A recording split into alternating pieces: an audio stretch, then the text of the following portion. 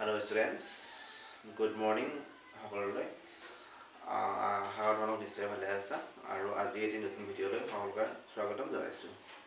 আজি ভিডিঅ'টো তোমালোকৰ আনিছোঁ এক্সপ্লেনেটৰী সেন্টেন্স। এক্সপ্লেনেটৰী সেন্টেন্স মানে কি? আমাৰ সেন্টেন্স কেই প্ৰকাৰ আছে? 5 প্ৰকাৰৰ সেন্টেন্স আছে। Assertive sentence, interrogative sentence, imperative sentence, objective sentence আৰু এক্সপ্লেনেটৰী সেন্টেন্স। আজি মই তোমালোকক এক্সপ্লেনেটৰী সেন্টেন্সৰ বিষয়ে অকণমান কৈ যাম। এক্সপ্লেনেটৰী সেন্টেন্স মানে কি? অসমীয়াত কোৱা হয় ভাৱবোধক বাক্য। যিবিলাক বাক্যই কি কৰে, দুখ, সুখ, আনন্দ, বিদ্বেষ এইবিলাক প্ৰকাশ কৰে, সেইবিলাক সেন্টেন্সক কি বুলি কোৱা হয়? ভাৱবোধক বাক্য। আমি বহুত আনন্দ লাগিলে যিবিলাক বাক্য প্ৰকাশ কৰোঁ, অনুভৱ কৰোঁ বা আমাৰ মনত যিটো ভাৱ ওলাই আহে, সেইবিলাক বাক্য হৈছে কি? ভাৱবোধক বাক্য।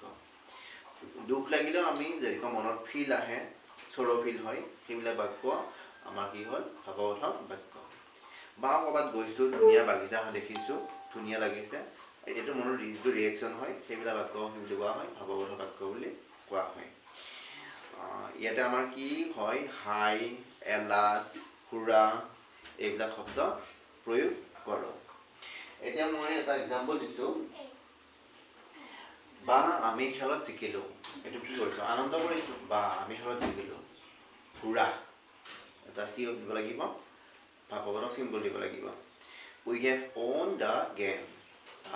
আমি খেলত জিকিলোঁ। এইটো কি সেন্টেন্সৰ বাক্য হ'ব? এক্সপ্লেনেটৰী সেন্টেন্সৰ বাক্য হ'ব। তাৰপিছত আৰু কি আহিব আমাৰ? হাই, মানুহজন ঢুকাল। হাই, মানুহজন ঢুকাল। আমাৰ ৰিয়েকশ্যনটো কি হ'ব? দুখৰ চিন প্ৰকাশ কৰিব। এলাচ, হাই মানে হৈছে কি? এলাচ। The men is dead. মানুহজন ঢুকাল। এইটো হ'ল কি? ভাৱবোধক বাক্যৰ উদাহৰণ। তাৰপিছত আমি এটা ল'ব পাৰোঁ, সৌটো কাৰণে ধুনীয়া ফুল। What a nice flower is that? সৌটো কি? ধুনীয়া ফুল। তাৰপিছত কেনে দয়ালু মানুহ। What a kind man. What a kind man. কেনে দয়ালু মানুহ। এনেকুৱা ধৰণৰ বাক্যবিলাকক কোৱা হয় ভাৱবোধক বাক্য।